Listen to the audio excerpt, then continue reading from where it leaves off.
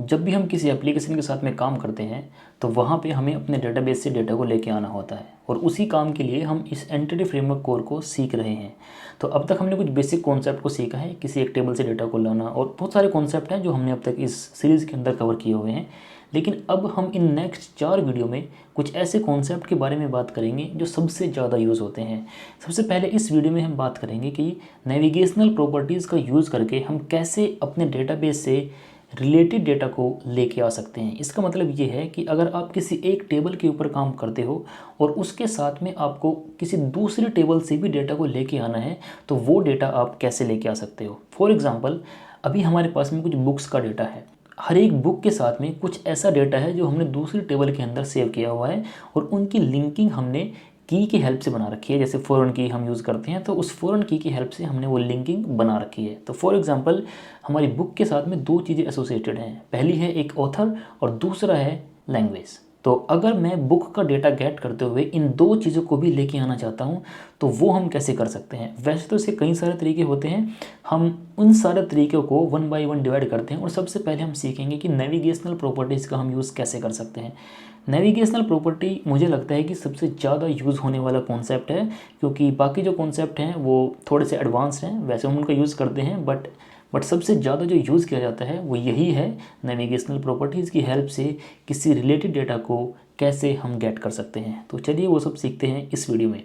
तो ये सीखने के लिए मैंने बुक्स कंट्रोलर को ओपन किया हुआ है और यहाँ पे मैं एक नया मेथड बना लेता हूँ जिसका नाम होने वाला है गेट ऑल बुक्स, क्योंकि हमारी जो मेन लिंकिंग है वो बुक्स के साथ में ही है। तो डेमो के लिए वही बेस्ट है।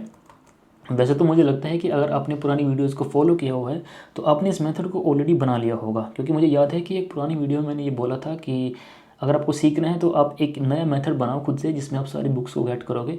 तो अगर आपने बनाया हुआ है तो अच्छी बात है, अगर आपने नहीं बनाया हुआ है तो मैं आपकी इसमें हेल्प कर देता हूँ। अब यहाँ पे आप ध्यान से देखो, मैंने एक न्यू मेथड बनाया और जो है कि गेट बुक्स एसिंक। मैं सारी बुक्स को यहाँ पे एसिंक वे में गेट करता हूँ और अब मैं इसके लिए एक HTTP वर्ब का भी यूज़ करता हूँ, HTTP गेट। और राउट, मुझे इसमें कुछ भी एक्स्ट्रा ऐड करने की ज़रूरत नहीं है क्योंकि मेरा राउट बनेगा API बुक्स और गेट के साथ में ये एक रेस्ट के according best route plus method होगा। ठीक है, तो अगर मैं इतना काम करूँगा तो आप देखोगे कि हमारे पास में केवल बुक्स का डेटा आएगा। ठीक है, अगर उससे पहले एक बार अपने डेटाबेस को भी देखते हैं कि इसमें डेटाबेस में क्या है। तो ये हमारे पास में कुछ बुक्स हैं जिसको मैं एग्जीक्यूट करता हूँ। हर एक बुक के साथ में आप ध्यान से देखो हमारे पास में क्या क्या है। एक लैंग्वेज की आईडी है और एक हमारे पास में ऑथर की आईडी है। तो मैं ये चाहता हूँ सबसे पहले कि जब भी मैं अपनी बुक को गेट करूँ तो उस बुक के साथ में मुझे ऑथर की इन्फॉर्मेशन भी चाहिए। तो चलिए वो देखते हैं हम कैसे कर सकते हैं। तो यहाँ पे बुक के बाद में आप सेलेक्ट का यूज़ करो। तो जैसे मैं यहाँ पे सेलेक्ट का यूज़ करूँगा, अब यहाँ पे आपको लैम्डा एक्सप्रेशन का यूज़ करके अपनी क्वेरी लिखनी है। तो मैं यहाँ पे लिखने वाला हूँ न्यू। ठीक है, सबसे पहले मैं यहाँ पे एनोनिमस ऑब्जेक्ट का यूज़ करने वाला हूँ। एनोनिमस ऑब्जेक्ट का मतलब ये है कि इस न्यू के बाद में मैंने कोई भी यहाँ पे क्लास वगैरह या कुछ भी टाइप डिफाइन नहीं किया। मैं यहाँ पे केवल एक एनोनिमस ऑब्जेक्ट यहाँ पे बनाने वाला हूँ। ठीक है, तो मैं यहाँ पे क्या रिटर्न कर रहा हूँ, x.id, x.title, description, number of pages. और यहाँ पे आप अपनी बेसिकली प्रॉपर्टी का नाम डायनेमिक वे में दिखा सकते हो, कुछ भी जो आपको लगता है। जैसे मैंने यहाँ पे लिखा कि माई बुक टाइटल, ऐसे करके। तो ये एक नई ऑब्जेक्ट आपका बन जाएगा और इस माई बुक टाइटल प्रॉपर्टी के अंदर x.id, यहाँ पे तो ठीक नहीं है, टाइटल के अंदर इसको असाइन करते हैं यहाँ पे। ठीक है, तो होगा क्या कि जो आपकी ये टाइटल वैल्यू है ये माई बुक टाइटल प्रॉपर्टी के अंदर असाइन हो जाएगी। अब अगर मैं इसको एक बार रन करता हूँ और दिखाता हूँ आपको कि ये कैसे काम करता है। अभी तक हमने रिलेटेड डेटा को गेट नहीं किया हुआ है, लेकिन मैं आपको 1 बाय 1 इस स्टेप को सिखाने वाला हूँ। तो ये हमारी एप्लीकेशन रनिंग है। आप ध्यान से देखो यहाँ पे एक नया मेथड बन के आया है बुक्स के अंदर जो सारी बुक्स को गेट करेगा। ट्राई आउट पे क्लिक करते हैं, एग्जीक्यूट पे क्लिक करते हैं, ये देखते हैं कि क्या रिटर्न करके देता है हमें ये। तो अब यहाँ पे देखो ID, my book title, description, number of pages, बाकी सारी प्रॉपर्टीज़ वही हैं जो यहाँ पे हैं, x.id, description, number of pages. लेकिन इस टाइटल के लिए हमारे पास में एक नया नाम बन के आ गया, माई बुक टाइटल। तो इसको हम बोलते हैं एनोनिमस ऑब्जेक्ट। राइट, आप ये इन 4 प्रॉपर्टी के लिए भी कर सकते हो और जो भी आपको लगता है यहाँ पे 2 प्रॉपर्टी भी आप गेट कर सकते हो ऐसे करके। तो अगर मैं इसको फिर से रन करता हूँ और इसको फिर से मैं गेट करता हूँ तो इस बार हमारे पास में केवल 2 ही प्रॉपर्टी आएंगी। ध्यान से देखो हमारे पास में केवल 2 प्रॉपर्टी आई हैं, अब बात करते हैं कि क्या हमें ये यूज़ करना चाहिए या नहीं करना चाहिए। वैसे तो हमें हमेशा अपनी एप्लीकेशन को टाइप सेफ बनाना चाहिए। इसका मतलब ये है कि जो टाइप आप रिटर्न करने वाले हो उस टाइप का आपको प्रॉपर पता होना चाहिए। तो मैं तो रिकमेंड करूँगा कि अगर आप किसी अच्छी लेवल की एप्लीकेशन के ऊपर काम करते हो तो आप हमेशा यहाँ पे किसी ऑब्जेक्ट को ही रिटर्न करो, एनोनिमस को यूज़ मत करो। आप किसी क्लास का टाइप यहाँ पे डिफाइन करो, उस क्लास को रिटर्न करो। लेकिन अगर आप पीओसी के लिए या फिर किसी छोटी एप्लीकेशन के लिए या फिर कोई एक ऐसी क्वेरी जहाँ पे कोई मेजर इंपैक्ट नहीं होने वाला है, वहाँ पे आप इसका यूज़ कर सकते हो। और ये इंटरव्यू के अकॉर्डिंग भी एक अच्छा क्वेश्चन है।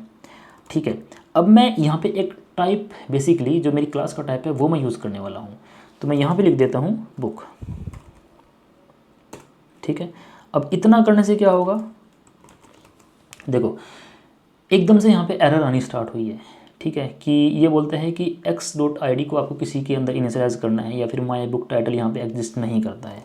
तो यहाँ पे आपको प्रॉपर जो प्रॉपर्टीज़ एग्जिस्ट करती हैं वही डिफाइन करनी पड़ेंगी ऐसे करके।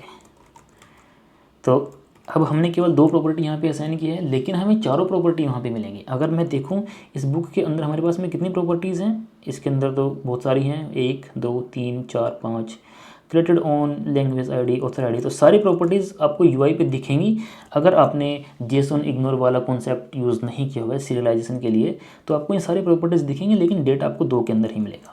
तो पहले हमने एनोनिमस ऑब्जेक्ट का यूज़ करके डेटा को गेट किया, अब हमने क्लास का टाइप यूज़ करके डेटा को गेट किया।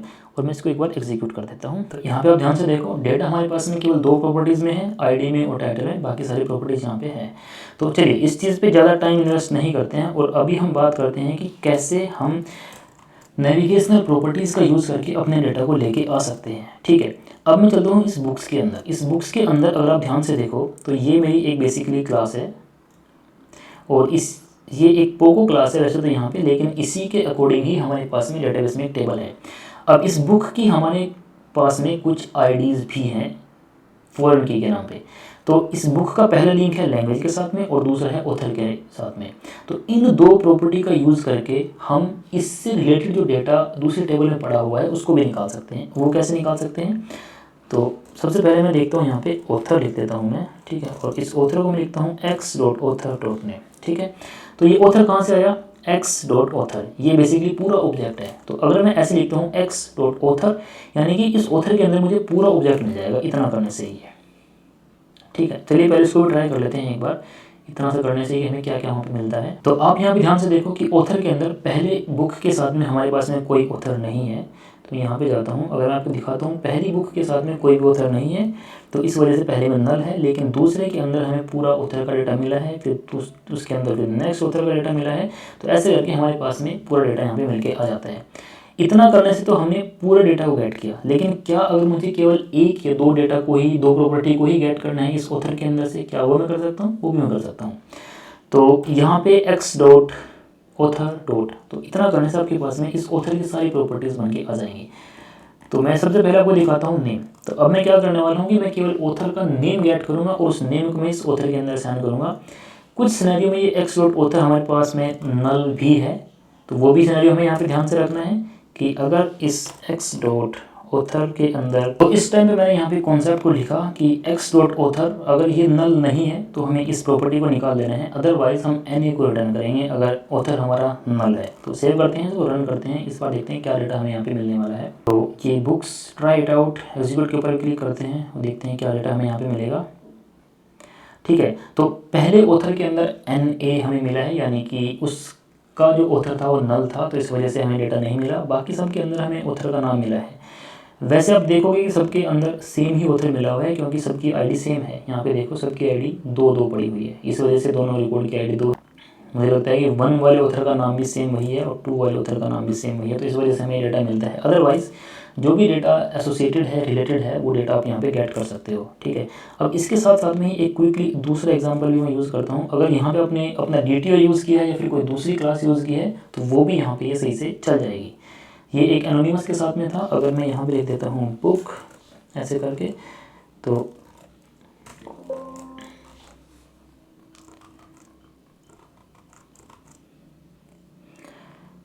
इसका मतलब ये है कि अब मुझे एक नई प्रॉपर्टी और यहाँ पे बनानी पड़ेगी, क्योंकि इस ऑथर का जो टाइप है, ये जो प्रॉपर्टी है इस ऑथर का टाइप है हमारा ऑथर क्लास, और हम इसके अंदर ट्राई कर रहे हैं स्ट्रिंग को असाइन करने का, यानी कि x.author.name एक स्ट्रिंग है, इसको हम असाइन करने की कोशिश करते हैं तो वो काम नहीं करेगा, और इसी हिसाब से NA भी एरर थ्रो करेगा। तो या तो यहाँ पे एक अपनी नई कस्टम क्लास बनाओ, उस कस्टम क्लास को हम DTO बोलते हैं, तो उस क्लास का नाम आप यहाँ पे रखो और इसके अंदर 3 प्रॉपर्टी रखो, ID, टाइटल और ऑथर नेम, और इन तीनों को आप इसके अंदर लिंक कर दो। फॉर एग्जांपल आपने लिखा बुक रिजल्ट, ओके, एग्जांपल के लिए बुक रिजल्ट DTO, तो यहाँ पे आप लिखो बुक रिजल्ट DTO, यहाँ पे आपकी 3 प्रॉपर्टी होंगी, ID, टाइटल और ऑथर नेम। तो बस बाकी राइट साइड वाला काम तो बिल्कुल सेम ही रहने वाला है। अगर आप UI पे देखोगे उस टाइम पे तो आपको डेटा मिलेगा प्रॉपर, जिसके अंदर ऑथर है वहाँ पे ऑथर मिलेगा, जिसके अंदर नहीं है वहाँ पे ऑथर नहीं मिलेगा। तो अभी हम केवल एनोनिमस के ऊपर ही फोकस करते हैं। इसी तरीके से अगर आपको लैंग्वेज को भी गाइड करना है तो आप लैंग्वेज को भी गाइड कर सकते हो।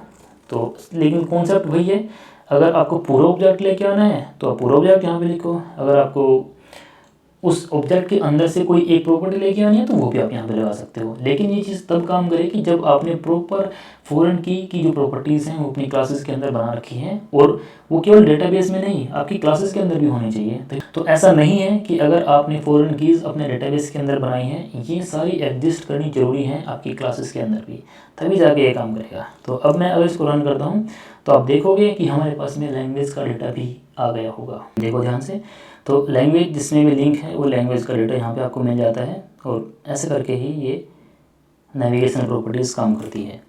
अब एक चीज़ और ये है कि अगर इस ऑथर के अंदर या लैंग्वेज के अंदर भी अगर आपने किसी दूसरी टेबल के साथ में कोई लिंकिंग बना रखी है और आपको वहाँ से भी कोई डेटा लेके आना है तो वो भी आप कर सकते हो। यानी कि x.author, अब मान लीजिए कि इस ऑथर के अंदर भी आपने कुछ यानी कि एम्प्लॉयमेंट या कुछ भी एक ऐसी बना रखी है कि एक ऑथर के अंदर मल्टीपल रिकॉर्ड हो सकते हैं, तो उस टाइम पर आप x.author डॉट करके यहाँ पे अपने वेयर क्वेरीज भी लगा सकते हो। यहाँ पे आप जो भी कंडीशन आपको लगानी है वो सारी चीज़ें यहाँ पे आप कर सकते हो। तो ऐसा करके आप नेविगेशन प्रॉपर्टीज का यूज़ करके किसी भी लेवल तक डेटा को लेके आ सकते हो, और ये डेटा को गेट करने का सबसे बेस्ट तरीका है, क्योंकि इसमें हम केवल वही प्रॉपर्टी निकालते हैं डेटाबेस से जिसकी हमें ज़रूरत होती है, और यही तरीका मुझे लगता है कि आपको फॉलो करना चाहिए अपनी हर एक एप्लीकेशन में।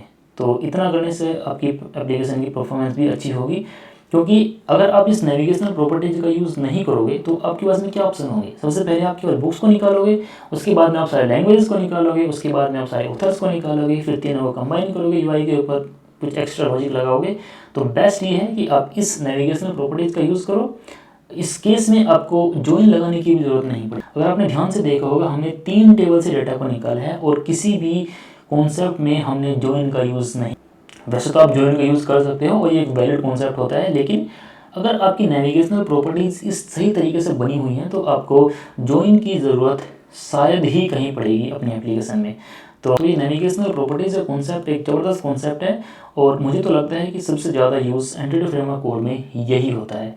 तो इस वीडियो में इतना ही। अगर आपको कोई डाउट है, कोई क्वेश्चन है तो प्लीज़ कमेंट सेक्शन के अंदर पूछिए, और जो भी आप होमवर्क करते हैं उस होमवर्क को भी आप इस कमेंट सेक्शन के अंदर बताइए, ताकि दूसरे लोगों को भी थोड़ा मोटिवेशन मिले कि वो भी कुछ काम करें। और thank you for watching, have a great day.